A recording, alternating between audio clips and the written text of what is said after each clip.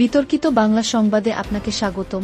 আমরা জান্নাতে যাবার জন্য অনেক আমল করি, তবে হাদিসের আলোকে জান্নাত পাওয়া খুবই কঠিন, কারণ কোনটি নবীর কথা বা হাদিস আর কোনটি শয়তানের হাদিস তা জানা বড় কঠিন। তবে সালাতের কিছু দোয়া শয়তানের তৈরি হাদিস বললেন শায়েখ মুজাফফর বিন মুহসিন। আশা করি ভিডিওটি সম্পূর্ণ দেখে শয়তানের তৈরি হাদিস নিয়ে আপনার মূল্যবান মতামতটি কমেন্টে জানাতে ভুলবেন না। যতদিন ওযুর দোয়া বিসমিল্লাহির রহমানির রহিম আল ইসলাম হাক্কুন ওয়াল কুফরু বাতিলুন আল ঈমানু নূরুন ওয়াল কুফরু যুলমাতুন, এই দোয়া যতদিন পড়বেন মরা পর্যন্ত, পড়া মাত্রই ওযু বাতিল হয়ে যাবে, নামাজও বাতিল হবে, কোনো সন্দেহ নাই। কারণ এই দোয়াটা হলো শয়তানের তৈরি করা দোয়া। ওযুর শুরুতে বলতে হবে শুধু বিসমিল্লাহ। কি বলতে হবে? বিসমিল্লাহ।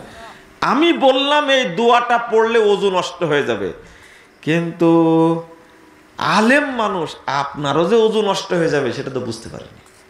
মানে আমার কথাটা আপনি ধারণ করতে পারেননি, আপনি চিন্তাও করলেন না যে কেন বলল।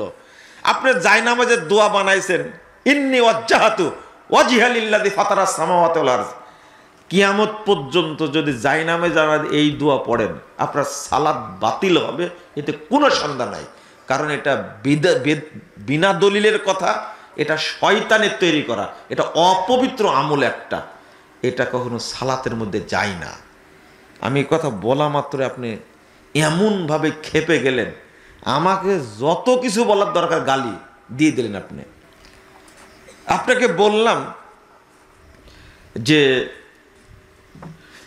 সালাতের সালাম ফিরানোর পরে আপনার যে মাথায় হাত দিয়ে ইয়া মাতিনো দোয়া পড়েন, এটা মিথ্যা, এটা বেদাত। এই যে লাফানি শুরু করলেন, তা আমরা যা করি তাই বেদাত। আমি বললাম যে হ্যাঁ, যা করেন তাই বেদাত। দলিল যার নাই সেটাই তো বেদাত, সেটাই তো শয়তানের আমল, সেটাই তো বাতিল। আপনি কথা বুঝেননি। আপনার